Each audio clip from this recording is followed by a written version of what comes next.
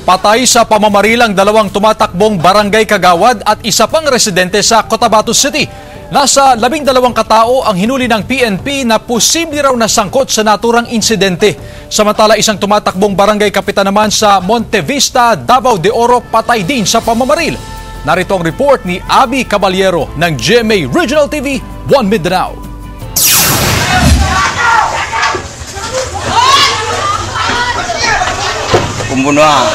Maririnig sa video na ito na kumalat na sa social media ang pagtatalo ng ilang tao sa kalsadang ito sa Barangay Rosary Heights 12, Cotabato City kagabi. Maya-maya pa, ang kumuha ng video na pakubli sa loob ng bahay. Ang putukan nagpatuloy ng ilang minuto.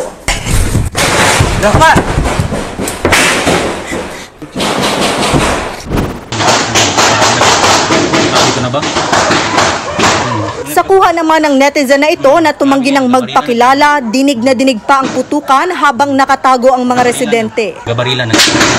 Ito mismo sa amin, nagabarilan. Ingat ka ba? Grabe kayo, nagabarilan na ganyan. Mula sa isang butas, makikita ang ilang tao sa kalsada.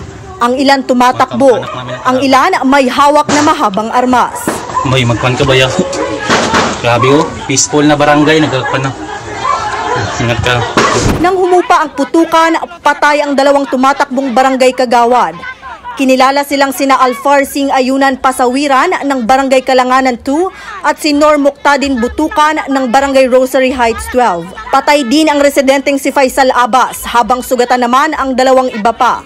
Ayon sa Cotabato City Police, base sa kwento ng mga nakasaksi, naglalagay ng campaign posters ang grupo ng mga kandidato sa barangay at sangguniang kabataan elections sa Sosa Street sa naturang barangay nang bigla silang pagbabarilin. Sa pagresponde ng pulisya sa lugar, pinasok nila ang 4 na bahay kung saan pinaniniwala ang nanggaling ang mga putok ng baril. Initially sa babae, pero according po sa mga witnesses, may bumabaril din po sa taas. Tinuro kasi ng isa mga survivors na doon tumakbo yan talaga yung bahay ng isa sa mga suspects, kaya yan ang pinuntirya. 12 sospek ang arestado na umano'y posibleng responsable sa pamamaril. Na-recover ng pulisya ang M16, kalibre 45 na baril at 9mm pistol. Inaalam pa ng pulisya ang partisipasyon ng mga nahuli sa insidente. Samantala, kinundina ng Cotabato City LGU ang insidente.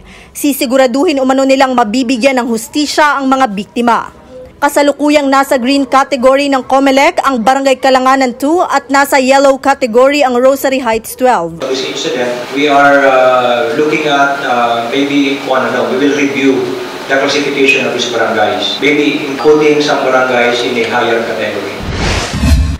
Patay din ang isang kandidato sa pagkakapitan sa Barangay Kamantangan, Monte Vista, Davao de Oro matapos barilin ng riding in tandem suspect sa naturang barangay ang Martes ng umaga.